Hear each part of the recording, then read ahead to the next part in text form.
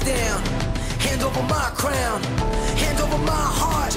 I do this for my town, I do this for my crowd. So turn me up real loud. My time. None of you people can tell me to stop.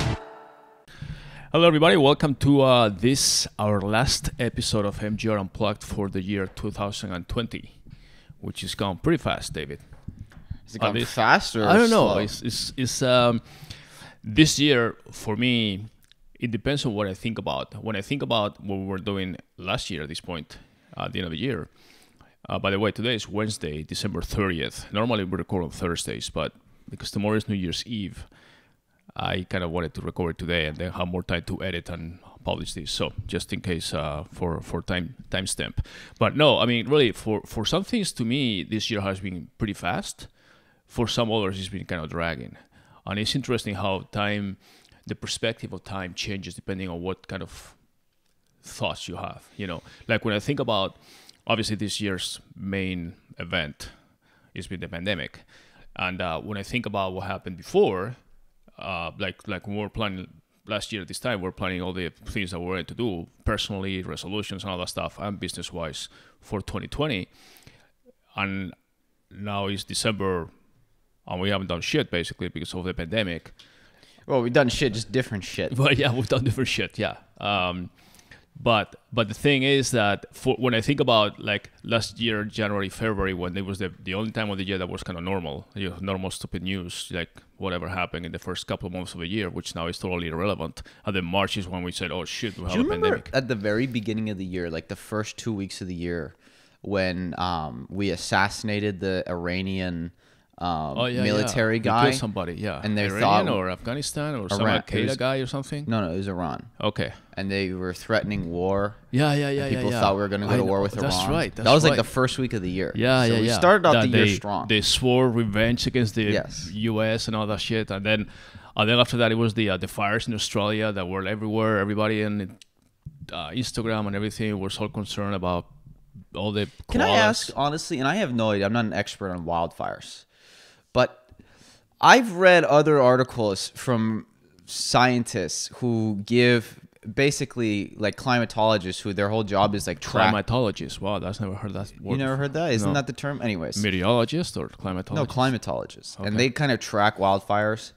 And they were saying that the ones in Australia and like the ones in the Amazon rainforest, remember, and in California, same thing. They said that it wasn't anything special, that it's kind of normal, that they were saying that it wasn't like, and again, I'm not an expert, I don't know what the fuck I'm talking about, but they were saying, that's a good disclaimer. That's my disclaimer. But they were saying, like, they were showing the charts of like acres burned or something like that, and they said that like the fires last year or earlier this year were not even like, the fourth most of the last decade. Like we've had years where we burned even more. And then like one thing is forest fires are very normal. It's just a matter of you don't want them to get out of control. And the problem is more when you have a forest fire right next to a city and then it burns the city. Evacuations and all that. But forest fires are normal and needed. Fires happen and healthy. As long as they're not arson or anything. I mean, they happen with lightning. They happen with different causes that are natural causes. And then when trees basically grow very close together as the crowning. I mean, the fire just jumps from tree to tree to tree, and then you got all these big fires. And that's more of, if it's a natural cause, they probably happen for hundreds of thousands of years and all the stuff. And then obviously the overall fauna and everything around it is affected. But obviously when it's for human carelessness, like you leave a cigarette butt or even a glass bottle or something that acts as a magnifier igniting some kind of leaves or something, that obviously is caused by humans or humans' carelessness, negligence, whatever, and then those are not normal. But I don't know, I'm not an expert either, but the truth is that there are places where they're overpopulated with dense forest, like trees density, and then we see them here in Arizona too, in Flagstaff and all that stuff, and then it's hard to prevent those things. It's hard to even contain them. Once they happen, it's hard to contain them. I remember specifically there was a guy who he was a scientist, and he specifically was like an expert on the Amazon rainforest. Yeah. And when all the fires were going on and people were freaking out, he was like, this is just news making something out of nothing. Yeah. Because he said something like, this fire that we had that last year was nothing special. He says it's normal. There's always fires in the Amazon rainforest. And he says, and this fire since 2000 is only like the 6th largest fire. Like it's not even close to the largest. And he said it's pretty normal. Some fires are more normal. Obviously, they make more news when, well, like in California, you have fires in Malibu. And Right, because if you build a city in a fire zone, right, you know, you're in danger. It's the same thing as flooding and all that stuff. But anyways, back to our recap or our beginning of the year. We had the Australian fires and all that stuff in But again, January. I just want to cap that off. Just to be clear, You're not a climatologist. I'm an idiot. I know nothing about forest fires, I'm gonna climate science. I'm gonna make that the highlight. I know nothing, so don't take my word for I'm it. gonna make that the highlight of this one. Like just take the sound by saying, "I'm an idiot. I'm an idiot. I'm an idiot." Yes. Listen. No, but then we had that, and then I do remember February. I think it was when the impeachment of President Trump started. Being more in the news. Can I be honest with you? I thought that was last year. I didn't even think that was this year. No, it was earlier this year. It felt like a long time ago. Because this year was the presidential elections. Yeah, no, I know. Which also seemed like a fucking century ago now. Well, it's still not over. Yeah, we're still trying to recount or something. Anyways, yeah. So this Any year. new updates on that, by the way? Huh? Any new updates on that? I haven't paid attention at all. Well, yeah, Biden won. Okay. And but is there still any dispute? Honestly, I don't think there's anything left to dispute at this point. Okay. I think Trump all the conceded? I don't think he's considered officially, but unofficially, basically, I mean, all the attempts that he had to contest the results in certain states were turned down by different courts, the state courts. Even the Supreme Court also said that there was no foundation or no case. They did a recount and all that stuff. So I think at this point, there's nothing else to decide. I mean, it's just happening other than him basically. I don't think he's ever going to say or concede that he lost. He's going to say that the elections were rigged or something, and then he'll be living, whatever. I mean, it's just a whole different discussion. But I think it's time to move on, whatever. It's just, I mean, there's still 2 runoffs now in Georgia for two senators in Georgia. That's the main important thing. And those 2 senators are being a little more edgy because if they don't win, then the Senate may go also Democrat, and then they have majority Congress, I mean the House and the Senate. So those will happen, I think, January 5th at the beginning of the year, before the presidential inauguration, which is the 20th, I believe. So, anyways, but let's stay away from politics for now. So yeah, the impeachment was taking place. I only asked because I literally, after the election, Yeah, I know. I swear to God, I have not read an article. I blocked on Twitter. I muted every political word, every politician. I have them muted. I mean, I did follow for the next, week or 2, but then after that, it's like, okay, it's just, I mean, you find all these conspiracies about the election being rigged and stuff. I mean, the truth is that all elections are none of the elections in any country are 100% pure. I did read about the history of U.S. elections because somebody wrote a great piece, and it was basically saying that the dirty secret is that most elections are rigged in some way. Yeah. That like famously Kennedy probably shouldn't have won. That it was rigged for him. By the mafia in Illinois, that he won Illinois when he probably wasn't going to, but the Chicago mob rigged it for him.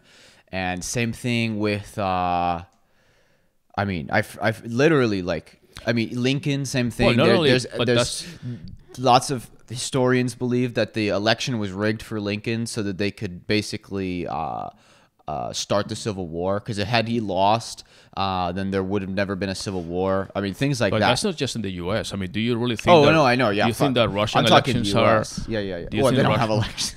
When Putin wins by 95%, do you think? Did you see that Putin had some brain tumor or something? To Putin? No. Yeah. That he had some type of complication. Speaking of, well, no, I didn't know that. But another highlight of the year was when we heard rumors about the president of North Korea Remember Yeah, that? yeah, They the said that he had dictator. died. Yeah, everybody Kim said he's Jong-un. dead, and then nothing happened. And then then- they were like, "Oh yeah, he didn't die. Never mind." Yeah, and President Trump was saying, "No, I talked to him. I spoke with him. He's Yeah. good. He's good. I can tell you what happened. It's secret, but it's good. He's fine. He's a good guy. He's a good guy. We're friends." So, anyways, yeah. So, yeah, this year, crazy. For some things, like I said, it feels like it's gone really fast. Like when I think about the beginning of the pandemic, because I'm sure everybody has like specific trigger points of things that you remember. Like everybody remembers where they were 9/11 or whatever. So I do remember the beginning of the pandemic, things that we were doing, and I particularly was traveling actually, and I started seeing signs of a little bit of panicking or cautious, behavior at airports and airplanes, with people kind of not knowing what to do, washing their hands, sanitizer, some face masks and stuff. But I'm the one who said publicly, at least on this podcast, to the hundreds of millions of people that watch this, that I thought it was going to be 1,000 cases or so in the U.S. Yeah, we had a public. You can go back. Let's put it this way: I'm $100 poorer today because of that bet, which I think is the last one I made this year. I'm probably the last one for a long time. Because we made a bet on this podcast. Because this was back when the U.S. had like 9 cases. There were. I remember at that like point, single digits. At that point, the entire world had 6,000 cases, out of which 3,000 were in Wuhan, supposedly where the thing started, and the rest of the world had 3,000, and some of them in the U.S., which started in Seattle or somewhere in Washington State. Yeah, and basically because I have the ability to extrapolate data and understand how exponential functions work, I said, I think this is going to spread in the U.S. because this was back in February when we had this discussion. And it was basically because I said, we've done nothing to stop people from coming into the country. And because of that, I think it's going to spread in the U.S. You disagreed. No, we made a bet. 1,000. This is so funny to think about. 1,000 cases. Because by then we had like 14, 15 cases. Yeah, it was something. literally, I think, single digits, actually. Yeah, I think it was like 9 cases. They were isolated in a certain place, and Yeah. I said, this is just whatever. It's like another FICA virus or whatever And they call it. I said, nope, I don't think so. And So not only do we have 1,000 cases, we're having more than 1,000 deaths a day, buddy. So I think more than 1,000, you were more. pretty far off on that one. more. So yeah, I didn't expect it to be so far. So yeah, so anyways, the pandemic started, and then everything just kind of went crazy, from there. So it's been a weird year, as far as how things feel. But honestly, on a business side, every business is different. Obviously, I think every business has been affected one way or another. But Can I tell you, I was thinking back to, thinking about things like the timeline of this year, and I can't remember anything from like April through May. I know June. it's like a blur. Yeah. I mean, because that was when it was like hard quarantine, and it was like, all right. I mean, I literally, just went. The only time I would leave the house is to get groceries. That's it. I would go once a week to get groceries. Well, I remember how. And it was like, I don't really remember anything. I mean, it's like I didn't do anything. I remember everything. I just don't know the timeline. I don't remember any significant events. Like, it's all just one blur of like, okay, I was just home all day, and that was it. Yeah, we were. Well, first of all, we live in Arizona, and it was one of the states where it didn't catch up so quickly. Like, obviously, we're not very densely populated here, and weather is nicer, so we can be more outdoors and everything on a normal basis, even in the winter, like now, short sleeves, whatever. But it started with California, New York was really pounding all the stuff. So we were kind of seeing this from the outside looking in, thinking, oh my God, all these cases and all that stuff. And Arizona didn't really have that many, and we never actually had a full lockdown, if I remember, in Arizona. I mean, I never remember any particular lockdowns that there were requirements to wear masks and things, but nothing really was shut down here.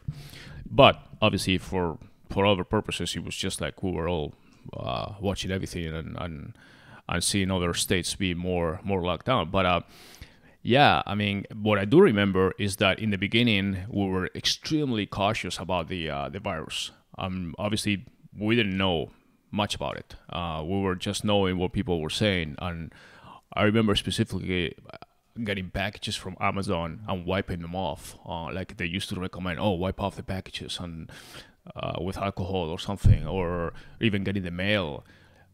Going to a store and with gloves, and I mean, it was like almost like a hazmat suit just to buy food or something.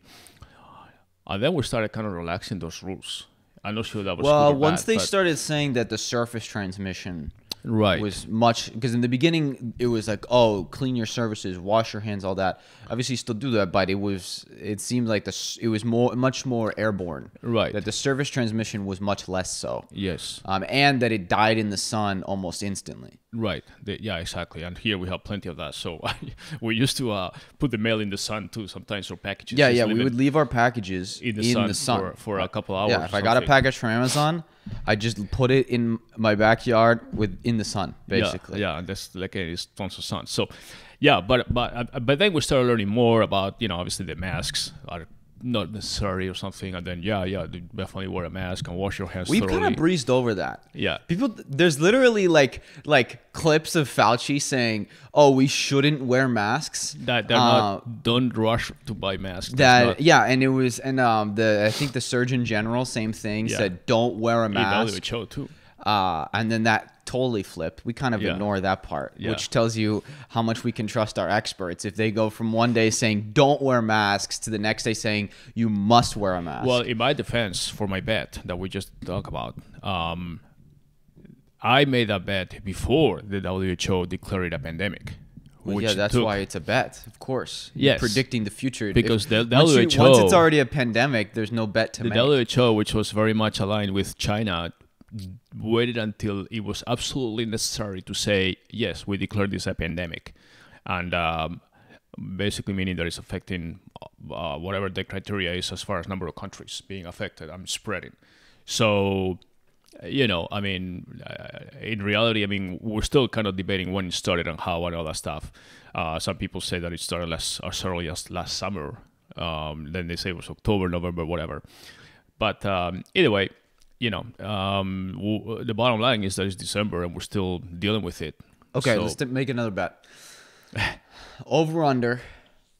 No more. How do I say this? Oh, let's do a few different scenarios. I'm not a big better, so Okay.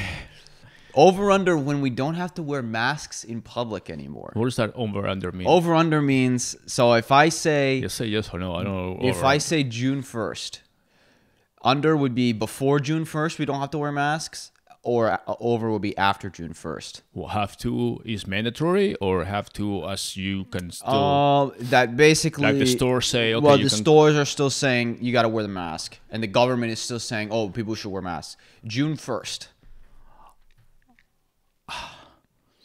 I think. Well, I'm always going to be erring on the optimistic side, and I think which is a big if, the vaccine is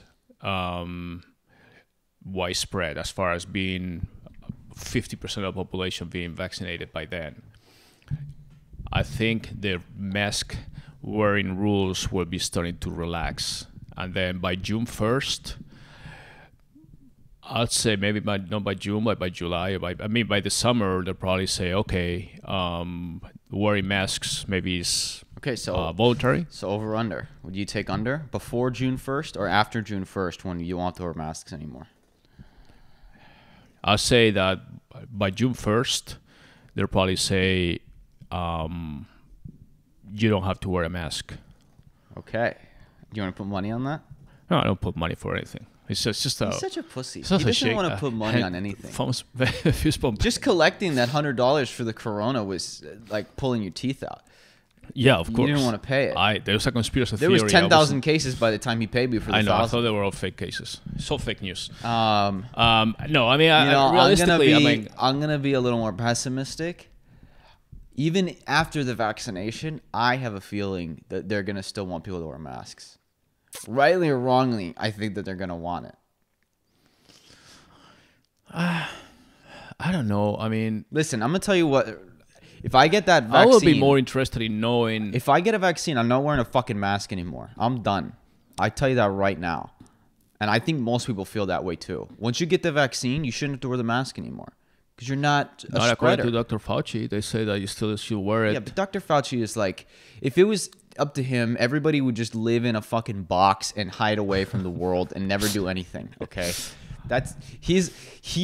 in some senses he's great because that's his job. His job is to worry about the global health. I know. But at the same time, there are warriors in this world and there are warriors in this world. Oh, that's good, huh? Yeah. And sometimes, you can't just sit at home worrying all day. You got to live. No, I'm definitely not a warrior.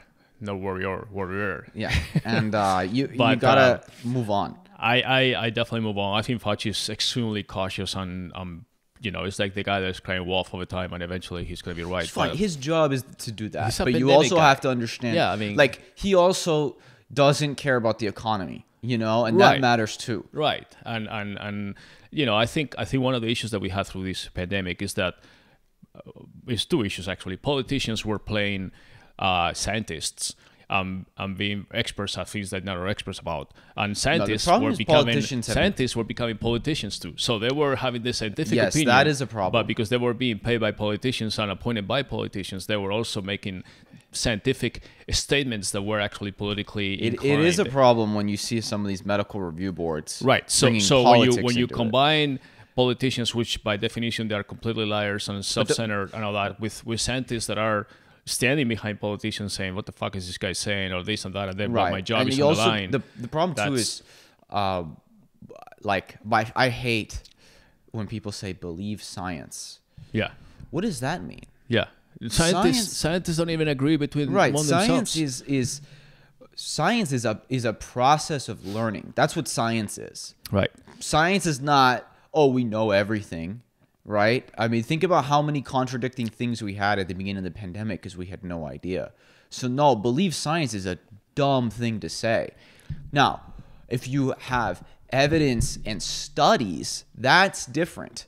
That's different. But just saying believe science, what does that mean? Science is just a process for learning. That's all science is. It's basically saying, here's a hypothesis, let's test it and retest it and see if we're right or if we're on to something. Well, that's all science is. All you have to do is look at different countries around the world, how they dealt with the pandemic.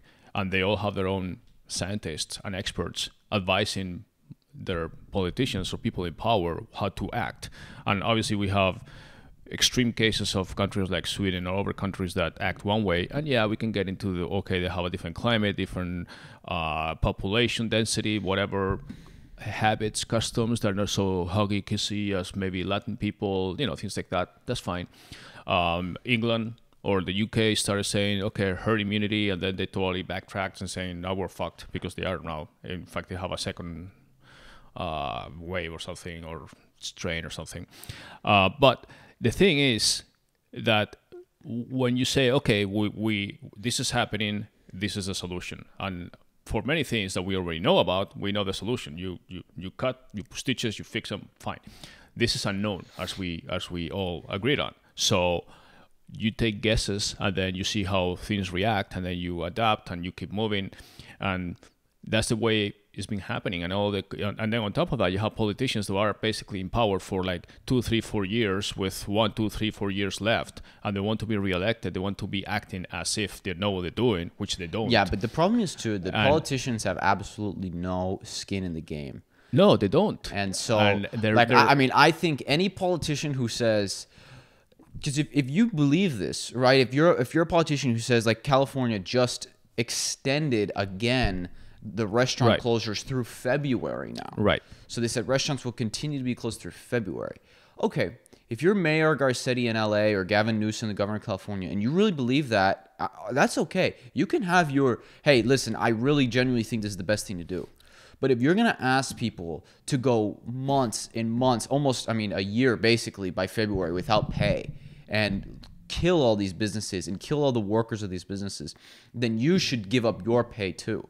Then you should say, you know what, I'm not taking salary as long as all these businesses are shut down. Not only that, you should actually act by the rules that you set, that you impose. Of course. And not be caught in a restaurant celebrating whatever, with no masks, enclosed indoors and everything else. I think if you break your own rules, It's very simple. But all You that should stuff, have to resign immediately. yeah, I mean, I seriously mean that. I think Gavin Newsom should resign. but I mean, broke his own what about rules. Nancy Pelosi? Oh, it was a private thing. Yeah, you went to you know, Right. her. I think if you're going to impose strict rules on people, you have to follow them yourself It's like- too. it's- If you break them, you resign. That's it. But it's happened. Even Dr. Burks, who was basically in the press conference saying, "Oh, it was his family," and then, "Oh, it was a private outing with my family." Whatever. She was also traveling when she said nobody should move. The mayor of Austin, Yeah, the mayor of Austin saying don't fly, and then he flew on a private jet with his family to Mexico. And he all said- these people and should he's resign. typing tweets as he's living. Yeah. And he's in a freaking Mexican. He's in a mansion, In in a an mansion, Airbnb yeah. on the beach in Exactly. Mexico. And he's texting people, "Oh, don't fly, you know, be safe," and all that stuff. It's like, you know, when you see that shit, it's like, okay, do as I say, but not as I do. Right. And then, you know, or even Cuomo in New York. I mean, you see all these examples, and that's what makes you feel like, fuck you all. You know, it's like, seriously, just let me, don't ruin my business. Or a lot of, I mean, you see restaurants in California. I mean, there's tons of cases with restaurants closed. I mean, that you cannot go to a restaurant, you cannot go to church, but you can go to Walmart. Okay, yeah, they have essential workers and I can do this, but I cannot go to church and pray, even if I have more social distance, even if I'm far away from the other person. And I don't care about not going to church or whatever. I mean, you can pray in your house, but at the same time, it's like, let's just be consistent. You know, they're making the rules out of their ass, basically, and close the beaches. Well, I think it's pretty healthy. You're ready to lay down. I mean, vitamin D is one of the biggest immune boosters that are out there, where you can be in the sun. You are lucky to live in a place where you have a lot of sun and you have a beach and you can lay down on the beach and read a book. You cannot go to work. You cannot do anything. Just go to a beach, lay down, and have a lot of distance between you and other people. And jog, exercise, do something. And say, no, you can't. Closed. It doesn't make any sense to me, you know. So that's the thing that I think is upsetting people when you see all these contradictions on what can be done or not, or even when you cross state lines. I mean, Texas has one policy, California has a different one. Or you say, okay, well, there's a curfew after 8 p.m., no gatherings of more than 10 people. What the fuck is 10 p.m. has to do with 8 p.m.? I mean, is the virus go to sleep at 8 p.m.? I don't understand it. I mean, you can gather with people at 6 p.m. or 10 or whatever, but you cannot gather with people after 10 p.m. Or is it more unsafe? I mean, all those things just don't make any sense. But I don't want to get too much into that. I mean, we already did enough. But yeah, I mean, the year has been kind of... yeah, let's move on from COVID. Enough COVID. Yeah, COVID is been crazy. But yes, if you get caught breaking your own rules, you should resign. Yeah. I mean, I don't think it's that complicated. Well, I mean, I will be fucking embarrassed if I say something that I believe hardcore and I'm forcing my citizens, the people that voted for me, to do something, and I'm basically on my own and just kind of hiding. I mean, he got caught, which is the bad thing. Him and the mayor of San Francisco. Yeah.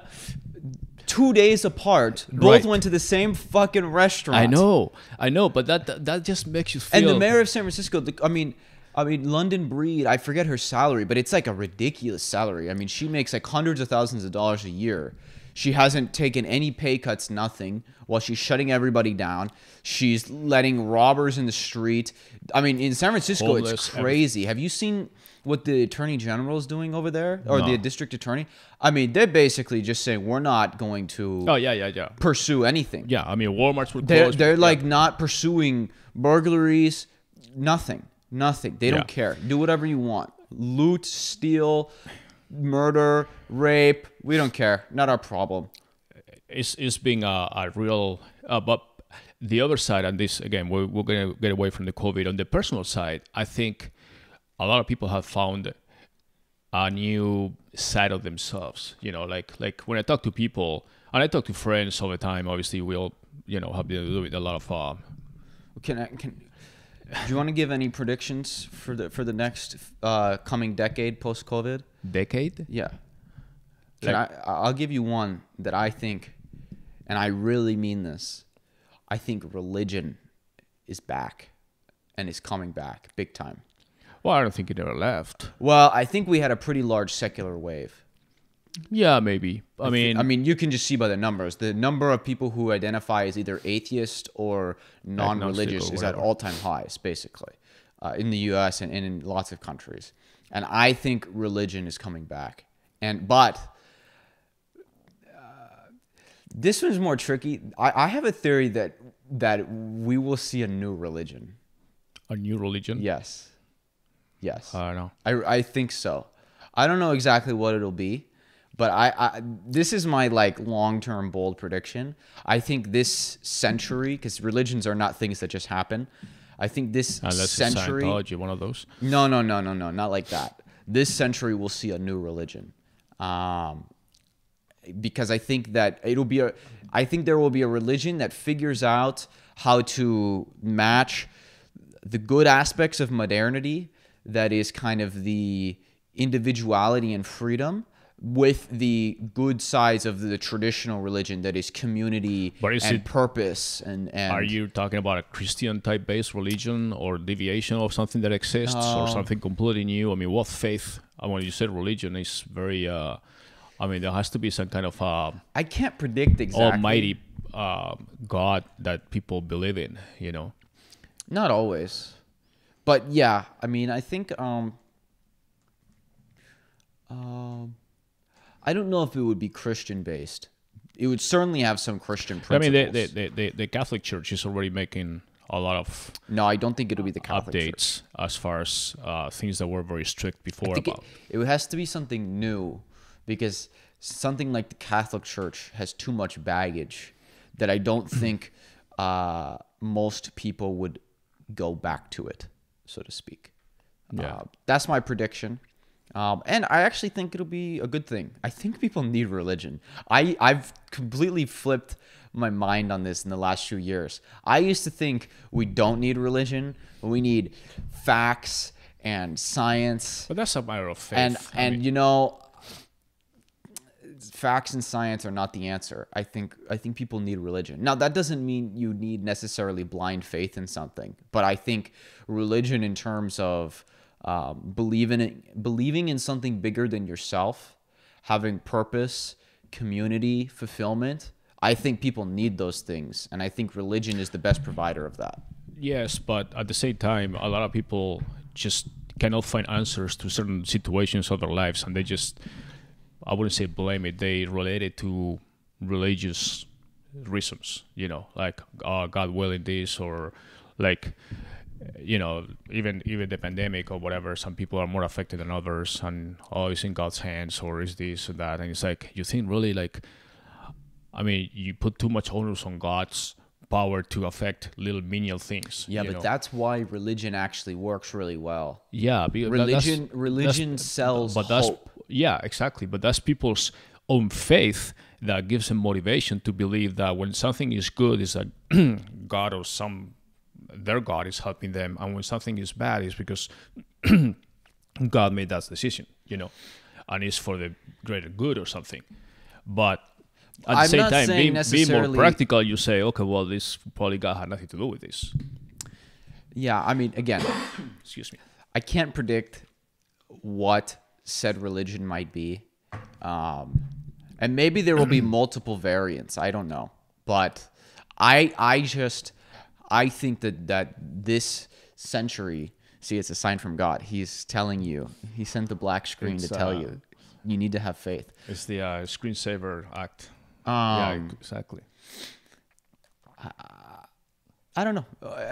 It's my feeling. Again, it's a very broad prediction, but I guess my broad prediction is secularism will go back down, and religion will go back up, in different forms. All right. So I forgot where we were before we started. You went to the religious side. I don't know. We're talking. Do you have any bigger, bold predictions for the next decade? No. I think. Oh yeah. I remember now. No, what I was saying is that I think you know, with all the negative things from the pandemic and all that stuff, which obviously are very obvious and we already know about them, I think at the same time it has brought up some good things from people, you know, like a lot of people that we were all caught up in the day-to-day work, day-to-day this, day-to-day that, being busy, you know, just on the very superficial level, just even the relationships and everything, we're just kind of like families, husband and wife, going to work, kids going to school, going to work 8 hours, work, come home, do this, just we're in a little of a turnstile hamster wheel, just all working and doing things, and all of a sudden when it comes to a screeching halt like that, this is not like you plan for retirement and then I'm home or whatever. No, this is like the whole world. All these active people that were extremely busy forever, every day, and didn't have time to even chat with their spouses or their children or whatever. All of a sudden, they found themselves living together 24/7. And so it basically, I think it has brought up whatever issues you had. Like if you had a iffy relationship, it probably made it worse, because now all of a sudden it's like, okay, I can handle this because I only have this issue, whatever is negative, 2-3 hours a day, and I can live with it. Now it's like this issue is in front of me for 24 hours every day. Or if you have a good relationship, a good situation, now you're going to enjoy it even more. So I think it emphasized the human factor of the human sense of every person, and so I found myself that once I realized, okay, well, obviously I can swim upstream and try to pretend that things are normal and be like they were before. They're not, obviously, so I need to adapt. And then you said, okay, well, I'm going to do the best I can within this situation. And then you start finding things to allocate your time to things that you always wanted to do, but you never had the time to do. And so, you can find more time to spend with friends maybe, or more time to work on some hobbies, or more time to join a new religion. Yeah, more time to read, more time to, even educate yourself on certain things, so on that side, I think it's been a little bit of it's been a good thing, really. I mean, I don't know if it weren't because globally the whole world came to a pretty drastic stop. Because if it's just you feel like you stop, you're falling behind, and you need to keep going and going and going just to keep up with everything. But if you find out that the whole world is coming to a pretty significant stop, and there's nothing you can do but keep going yourself. I mean, you can try to be flexible and everything, but at the same time, it's like, okay, well, I'm gonna do the best of the best I can within this situation, just to adapt. And so, in that sense, I've done things this year that I probably wouldn't have been able to do any other time unless something like this happened. And I'm sure everybody has similar experiences, whether it's you have more time with your family, or you have more time to read, or you have more time to dedicate to your hobbies, or you have more time to do sports maybe, or you have more time to even just sit down and relax and think and assess your life. I mean, I know people that have really changed their goals for the next 10, 15, 20 years just because of what happened, because it gives you a new perspective, saying, okay, well, working on this, and all of a sudden things that are out of my control, all of a sudden change everything. So might as well just work on things that I can control and enjoy my days a little more every day, as opposed to look forward to retirement or whatever. I mean, a lot of people. One thing I did that I switched was. Can you make this bigger? I'm trying to, but I don't know if he's responding to. Just zoom in. I need to. Oops, no, that's. There you go. Thank you. Just don't touch the color. What was I saying? No, I was talking about. Yeah, sorry. One thing that I did this year, you say like changing. I used to be a productivity maniac. Yeah, freak. Where I'm like, I want to maximize my day. Like I would have a calendar, like on my Google Calendar, like just. I know, like slots for jammed everything. out, just and it was a losing battle because you can never always anticipate exactly how much time something's going to take. So you slot half an hour for something and it takes an hour, and then it bumps the other thing, and this thing took 45 minutes when it was supposed to take 20 minutes, and you basically just lose the battle every day, and it drove me nuts. And now I actually do the opposite. I don't use a calendar. The only thing, obviously, I use a calendar for meetings and calls and stuff like that. But anything that's personal, that's not with another person, I completely don't use a calendar anymore. I ditched the calendar. My life is so much better. I'm more productive. I know. And happier, but also, especially because, like I said, like in the April, May, when things kind of really slowed down, because we had clients who obviously on the hospitality side, hotels were shut down, totally so shut they down. disappeared. And then even on the e-commerce side, even though e-commerce was kind of booming, lots of our clients, because they got all their stuff from China, they're like, we can't get inventory right now, so they just were inactive for like 2 months. Right. So like we just had a major slowdown for a couple months.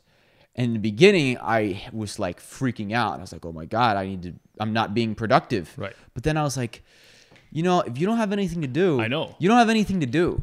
And I was like, That's what I I'm saying. started just reading books during the day. And I actually was like, this is great. I know. was like, why wasn't I doing that's this what I'm saying. before? Our changing perspective. I went from But now that we're much busier again, I actually,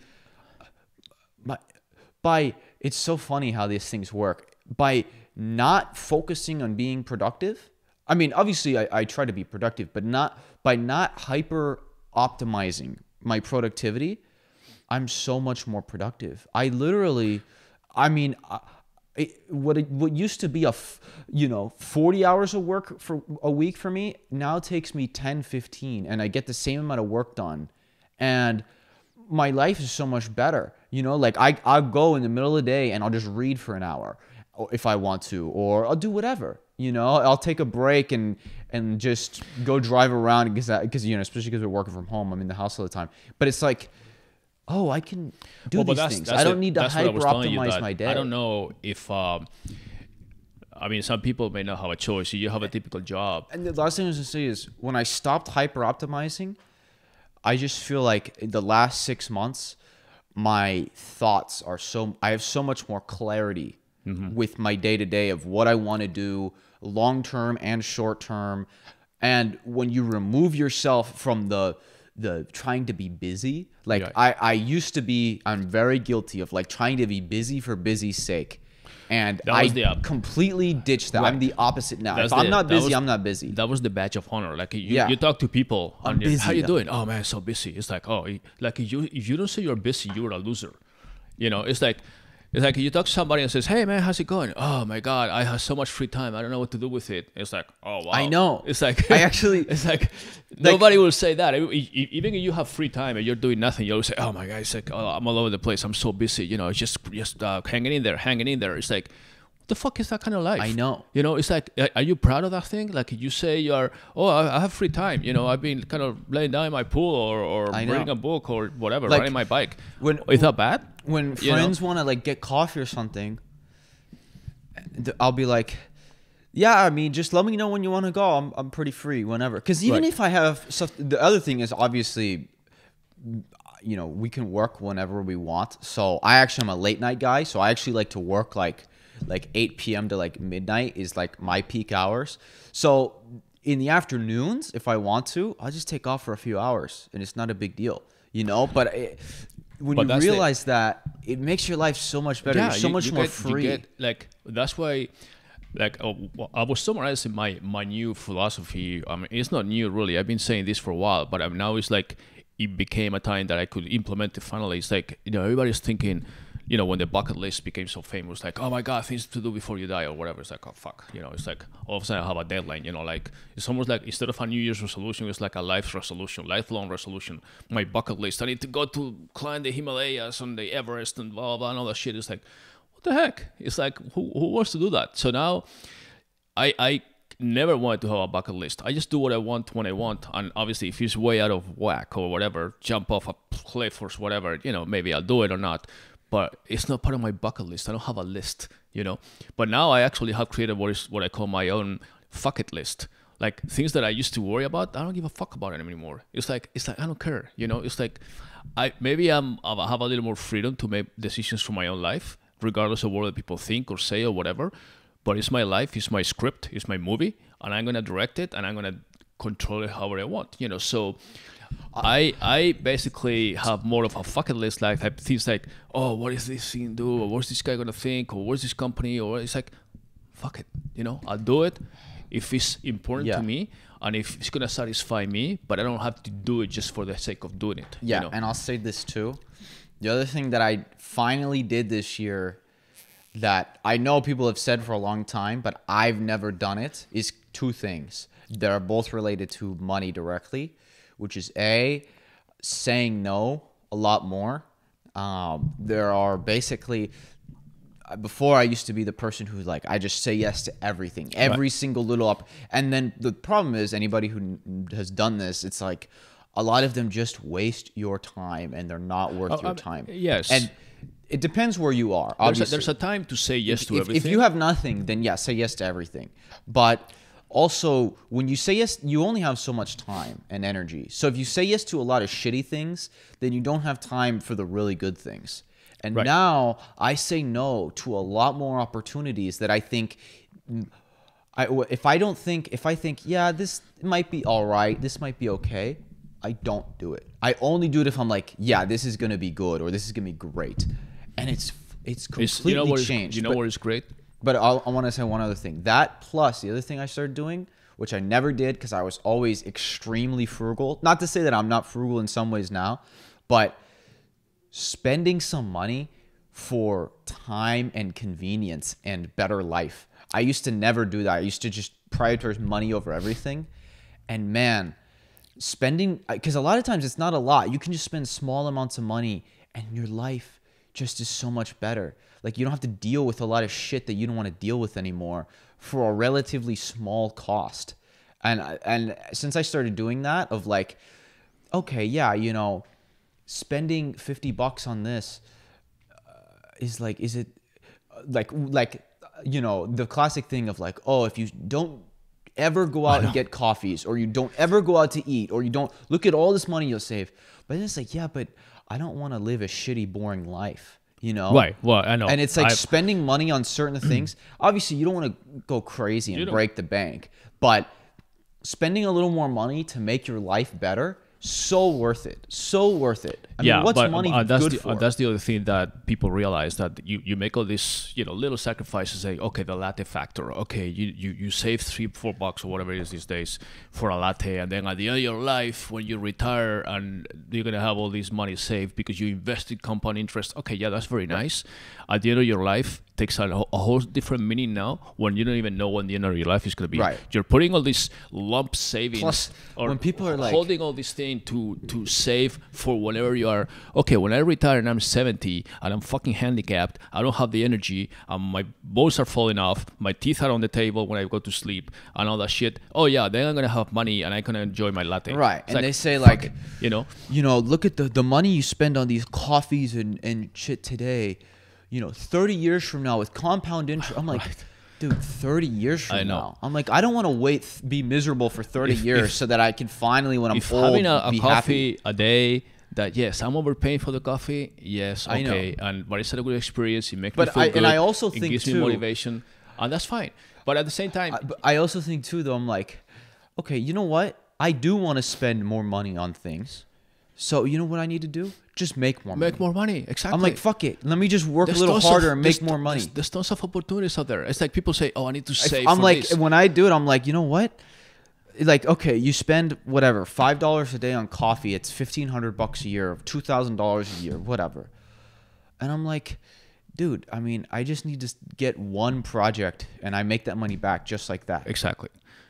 Like you can say, I'm going to buy this bag or this watch or whatever you want, and it's gonna cost me $2,000. Oh, I'm gonna have to save $50 for 50 weeks or whatever. It's like, okay, how about you put your time into make $2,000 more, making extra $2,000, and then you reward yourself on buying the stuff, the watch that you want, and it's gonna make you happy or whatever, whatever it is. But don't be always sacrificing every fucking day, because the truth is that who knows when your end is gonna come, and we don't have a fucking script when we're born saying, okay, you have 300 days left or plus, whatever. You have to realize that your peak days are when you're younger. Yeah. When you're 70, you're just not able to do a lot of the things that you could have done when you were younger. So I would rather do those things now. Right. Exactly. Like I remember, like, Drake has a lyric where people talk about, he was like saying something like "get rich quick," and he basically says, like, people saying, well, you need to think about the longer term. And he says, fuck being rich when I'm 40. I'm trying to make it now. Yeah. And it's like, yeah, that's exactly it. Yeah, no, exactly. I mean, mean, it is true. And that doesn't mean anything about, don't be lazy. I mean, obviously, I think people who work hard, are the ones that are successful. Yeah, or and that you think doesn't about mean don't successful think people. long term either. Obviously, you have to think long term. That's how you But make when you have it. something that you think is part of your lifestyle and it makes you happy, it makes you more productive, and it makes you enjoy it. Yeah, don't push back happiness. I mean, you cannot push back. It's not something that you can invest and then say, when I'm 65 and I retire, I'm gonna be so happy.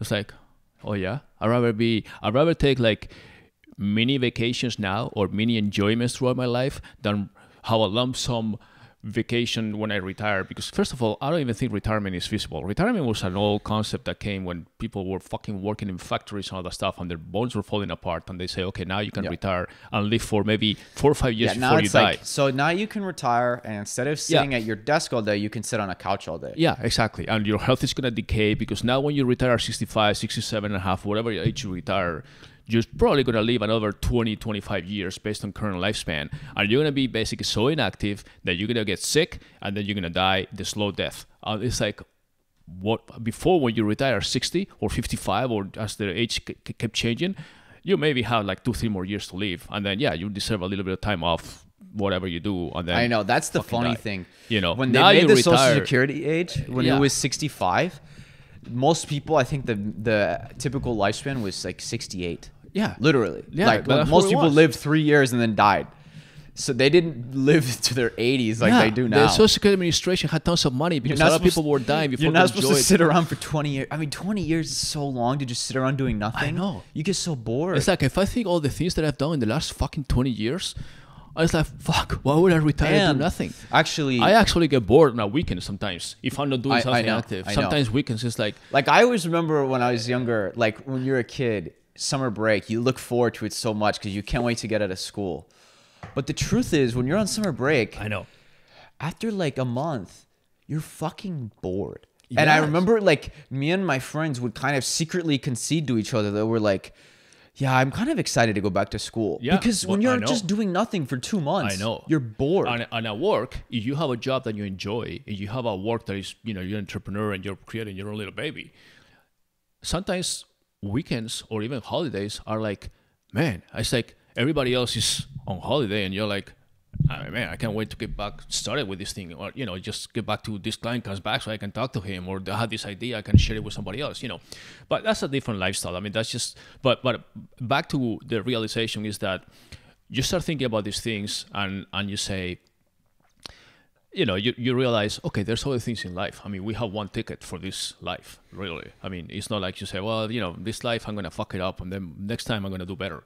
No, there's no next time. This is your single ticket. This is your ride. So don't leave the fun to the end. Don't leave this for the, so-called happy ending or whatever. Just enjoy the whole movie. Enjoy the whole lifestyle that you have, and be conscious. Be sensible, and depending on your circumstances, but try to live your life so you enjoy every day. Make other people happy, and just enjoy it. So I think that's a good thing that I talked to a few people, obviously in my circle of friends, which is probably a little biased, and they all kind of agree with that situation, saying, yeah, you know what, it's good to enjoy a little more, rather than be just every day going to this hamster wheel where you go faster and faster and faster and you end up going nowhere. You just give yourself more aggravation. Now, with that said, obviously a lot of people have been hurt majorly by the pandemic. They lost their jobs. Not to mention if they are actually affected, like being sick. And so I think the benefit of the pain is people will become more anti-fragile, to take Taleb's words. Somehow I thought you were going to bring that in. And but seriously, when you realize how fragile your life is, in so many different ways, whether it be health, whether it be if you have one source of income and then that income goes away, you're fucked. I mean, I think people are realizing how fragile our lives are, and will work to become anti-fragile, in a sense, into whether it means having multiple sources of income, focusing on your health because you want to be healthy and you don't want, because the fortunate thing with this pandemic, the truth is, it could have been so much worse. The coronavirus, as far as viruses go, is frankly pretty light. I mean, the fact that people under 60, the death rate is less than 1%. I mean, I don't think nobody alive realizes, because we've never lived through a real pandemic where you have like the Black Plague that kills half of Europe. Yeah, yeah. I mean, that's real shit. I mean, we haven't dealt with a real plague where 1 out of 3 people you know fucking die. Yeah. That's real. And we're fortunate, because in the beginning we didn't know how dangerous it was. We're fortunate that it wasn't that deadly. But it should be a wake-up call that, hey, this thing could be way deadlier next time, and we need to be ready for it. And one of the things that I think President Trump can take credit for this is the famous Operation Warp Speed, when they were able to put together a vaccine that apparently is now being deployed in multiple countries. Yeah, the problem is not the vaccine development, actually. It's the logistics. Yeah, the logistics is an issue, but the fact that we have a vaccine ready in record time, like 8-9 months, really, before from the pandemic starting until they basically made it available, that's huge advance compared to what it used to be before for any other vaccines. And I think that's going to set the trend for future situations that are similar to this with the mRNA version of a vaccine, the memory RNA, which is a different style. I don't want to get too technical, first of all, because I don't know the details. I mean, I know some of the details, but I'm not a biologist or anything. But the way that this vaccine technology works is different than the traditional vaccine. So they can develop these vaccines in a much faster way, like a fast track, really. Yeah, it's actually insane. Moderna made theirs in like a few days. Right. It's insane. It's insane, exactly. So that has helped and way, will help with similar situations. You know what the situations. name Moderna comes from? I just found this out the other day. I had no idea. Moderna? Yeah. It's modern. What? No. It's ode to mRNA. Oh, really? Yes. Ode, the ODE, mRNA. And their stock ticker symbol is mRNA. Okay. And the whole company was basically, we want to make mRNA vaccines. Because mRNA's been around for a long time. It's been around for a while. It just just took a long time to develop. It was never large scale. Now it was fast tracked, like I said, in different places. Their whole goal was to be an mRNA vaccine company. An ode to Moderna. That's funny. It's a funny name. That's good. So that's a good thing that we've. And I'll say, this is a case where the founders and early investors of Moderna are now all billionaires. And I'm very happy that these people are billionaires. I want biotech people. If there's any industry that I want people to become billionaires from, and then invest and also incentivize other people to take risk and say, hey, if I make a good biotech company, I'll be a billionaire. It's biotech. That is an amazing industry that I think will see a lot of advancements over the next decade. So one more, I have a few more topics. I want to keep this to within a certain limit. But one of the things that we were talking about before, earlier in the year, actually, when one of the consequences of the pandemic, obviously, was sports that we are big fans of. Basically, everybody has some kind of sports. Recording this. Okay, I'll let you go. So they all came to also very radical screeching halt from basically being a full speed leagues, NBA, All-Star break, and they continue in getting close to the playoffs. Any sport. I mean, obviously football was off, but any other sport that was. I'm a big fan of racing, and all the racing categories and racing classes and leagues were completely stopped. So basically everything stopped. But then somehow they figured a way to get back to, because people were bored. I mean, people are at home and there's nothing to do, and they didn't even have a sport to watch or anything. So the NBA specifically came back, when was it, July, I think? No, I came back in August. In August? Okay. Yeah, I know racing, Formula One for me, which I follow very, very closely.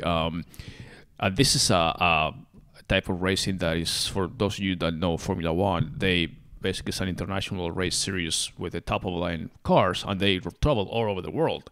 So they created these mini bubbles wherever they were going with 20 cars and 20 drivers and teams and crews and everything, where they were moving all over Europe, some Middle East countries like Abu Dhabi and Bahrain and all that stuff. And they were actually pretty successful. I mean, they have like just a few cases, and they were very isolated, and they put these people out. But the bottom line is that they ended up having a condensed season of 17 races at 17 different venues over the period between July and December. They just finished about 2 weeks ago. The NBA started in August, and they finished the season with playoffs and everything until October, and now they're back just starting, which you're gonna get into.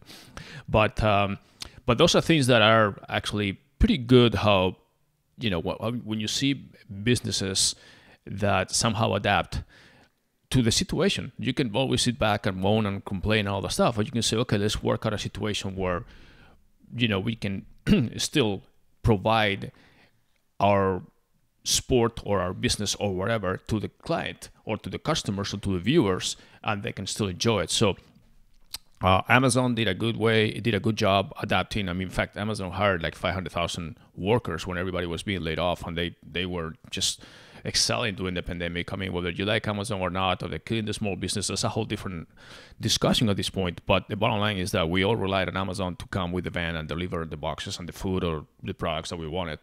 So I think that was a good thing. So I think to distribute the vaccine, the government should contract Amazon and say, Amazon, please deliver this vaccine to 100 million people, and within a month it'll be done. I'm actually serious about that. I think it's a great idea. We're having a logistics nightmare with the vaccine distribution. Hey, let's go to the I don't know why it's not in CVS and Walgreens like they do with the flu shot. It's like, hey, these companies that all they fucking do is logistics and distribution? Why don't we just hire them and get this done? If we just hired these companies, by February we'd be done. Well, I mean, there's some situation that makes it a little more complicated with the primary one. I think it is the temperature at which the vaccine needs to be kept, like sub-zero. Right, this isn't anything new. No, I know it's not new. I mean, there's plenty of things that you have medications that are delivered to homes that are already refrigerated and frozen, all that stuff. Foods, whatever. Right, exactly. So, it's common. Normally they're not that kind of massive distribution. But yeah, I mean, this is something that was discussed before. They said we're going to have the military help with the logistics. We have the biggest shippers in the world with the UPSs and the FedExes and DHLs from Europe and here, in addition to the private companies, and then you have like the Amazon that is used to deliver everything fucking the same day. So it's just a matter of joining forces and say, okay, we want to have all these distribution centers and then just make it massively. And I don't understand, again, like you said, why is it not a CVS or Walgreens? Over the holidays, we deliver billions and billions of packages. Right. We can do the same with the vaccine. Right. So, I mean, that thing is falling a little behind, which frankly is a little disappointing. We're supposed to deliver like 20 million vaccines by the end of the year or something. And we've done like 1 or 2 or 3 million or 2 million so far. Yeah. And we're like, today's the 30th. So obviously it's not going to happen. So why we're so far behind, that's something for another discussion. But anyways, so to close off, any big predictions for the next year?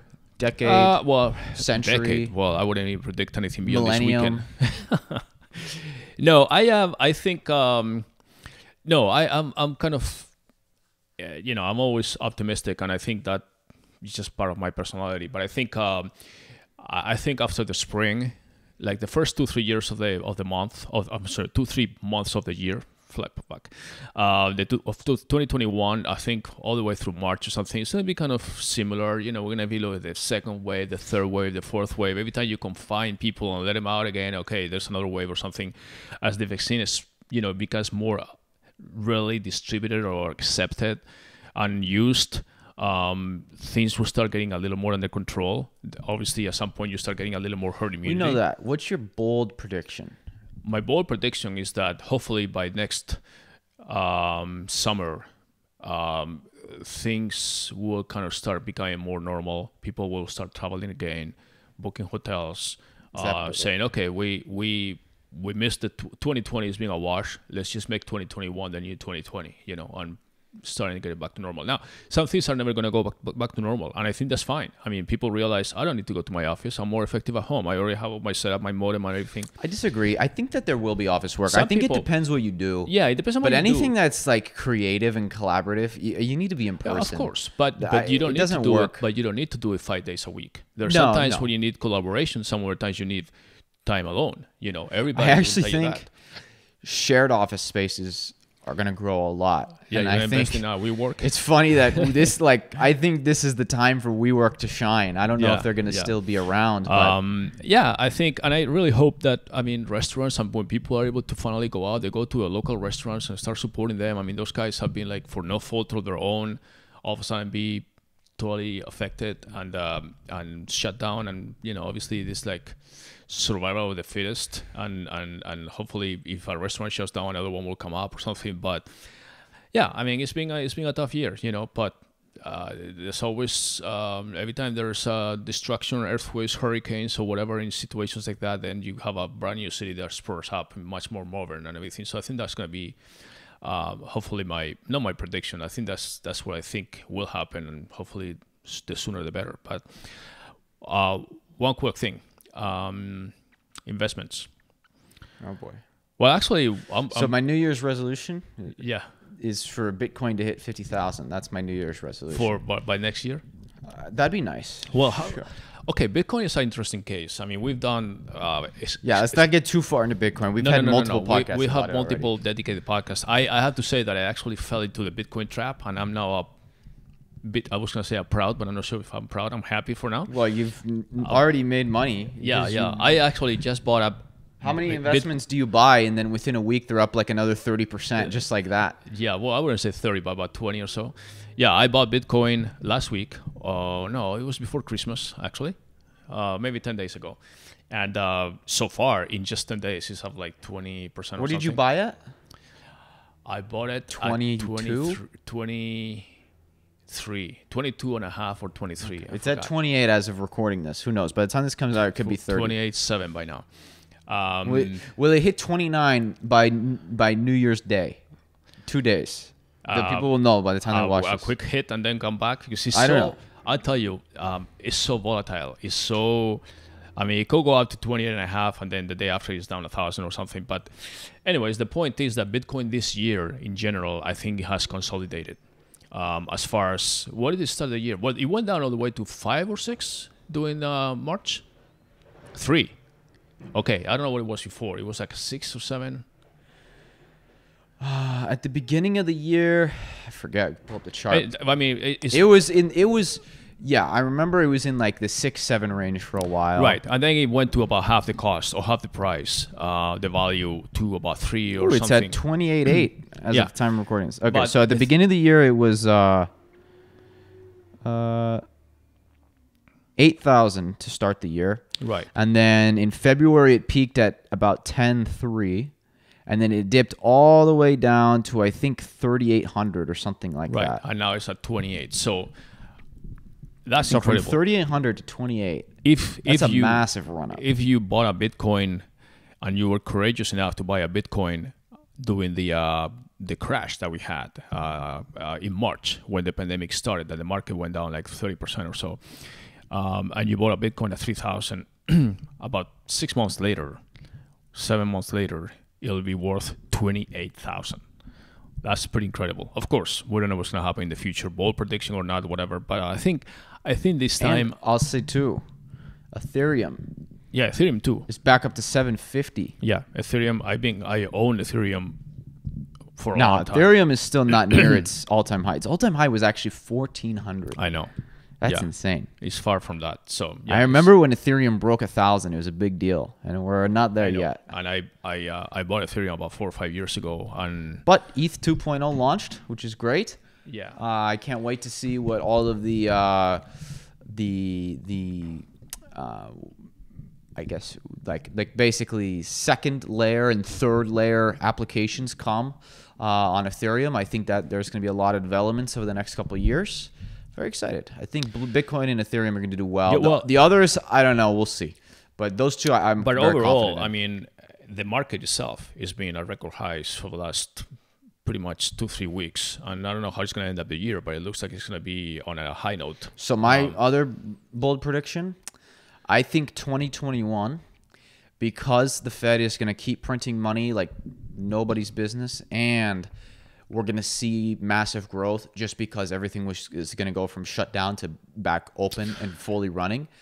I think that combination, we'll see unemployment drop, we'll see GDP go up, and then we'll have massive money printing. I think 2021 is going to continue the bull run. Now, by 2022, that's when I think. Yeah, I think where's the top? I think 2021 will be the top, and that's my best guess. I think the other thing is the consumer factor or the consumer behavior after basically wasting a year, when things start getting clearer, like you said, like feeling better about everything, about health, economy, and everything else, they're going to start going out like an stampede. I mean, they're going to go out, book vacations, go to restaurants, go shopping, movie theaters, whatever. They're just going to be doing everything like, okay, this torture is over when I start having a little more fun, So I think that's going to help a lot of businesses, the economy, and everything will be kind of getting back to normal. Airlines and all that stuff will take a little more to recover. Hotel industry, as far as groups and things like that, will be a little more time to catch up. I think the leisure traveler will probably start going to hotels before the groups and people like that go. But yeah, I mean, I'm glad 2020 is over. I'm sure everybody agrees with that part. And it will be better. I mean, I'm looking forward to 2021 just as much as I was looking forward to 2020. So hindsight is 2020, but nobody wants hindsight these days. Anything else, David? Yeah, fuck hindsight. I know. Who the fuck is this hindsight guy? I know. Fuck him. No, we don't want. I think hindsight is going to be 2019 or 2021 from now on. Forget 2020. Nobody wants that one. Anything else? I actually feel very good that one of my resolutions for the year 2020 was to cut the cord. We're talking about streaming video services and all that stuff. And we had many podcasts in the beginning about cutting the cord and using, other on-demand services. And finally, yesterday was the day that I cut the cord. So I almost missed the deadline, but it took me 363 days to complete my, I think, one of my few resolutions for the year. But I finally did. And update on no more cable. My needing to watch NBA. Yeah. I just had to buy League Pass. They got me. Yeah, they got me. I fucking just bought League Pass. But you just bought this is what they wanted. This is what they want. Well, hey, you know what? We were just talking about buying the lot and all that stuff. I know. Makes you happy. I know. How much happiness you have by watching your basketball? Listen, the Suns for many years gave me no happiness, only anguish. Okay, but this year it looks like they're making me a little more happy. We just blew out the Pelicans by 40 last night. That was fun. So continued so success. You asked me about bold predictions. Do you think we'll have Olympics this year? I mean, 2021? Japan? Can I tell you? I don't give a fuck. Okay. Forget about whether you care or not. But do you think there'll be Olympics? Maybe. I mean, that'll be a big sign of all countries traveling to be in one location. Maybe. I don't know. I don't know how much people care about the Olympics anymore. I know you don't care, but I'm asking in general. Like, I have no idea, honestly. I have no idea. Well, if they don't happen this year, they'll be canceled because they're not going to have Olympics. Then everything starts kind of snowballing. I mean, there were a few major events that were pushed back to 2021, the European Soccer Cup and all that stuff. I just want the Suns to make the playoffs. That's the only sporting thing I care about. And right now, the Suns are first in the Western Conference. I don't know if you knew that. Yeah, 3-1. 3-1. I know. 4 games into the season. 4 games into the season. And last 2 games, we blew teams out. So we're looking good. Okay. Here's a stat for people. Devin Booker and Chris Paul last night. Oh, my God. Chris Paul had 9 points. Devin Booker had 8 points. And both of them left the game in the third quarter when we were up 40 points. So they're doing the LeBron, they just sat down for That's half of the game. called fucking depth. I can't tell you how many times I watched Devin Booker score 40, 50, 70 in Boston only for the Suns to lose. And now Devin Booker scores 8 points in a game when we win by 40. I mean, I'm on cloud 9 when right are you now. getting the vaccine so you can go to a Suns game in person? We'll see. We'll see. Okay. All right. We'll leave it there. All right, guys. Well, thanks for hanging in with us. Again, it's been an interesting year. I think we should all find the positive sides of the year, and it'll be great. I mean, I think I'm really looking forward to 2021. New year, new thing. Hopefully, it'll be better for everybody, and for us, we'll keep hanging in there and doing this on a weekly basis. Anything, David? All right, guys. Thank you very much, and we'll see you next year. Bye-bye.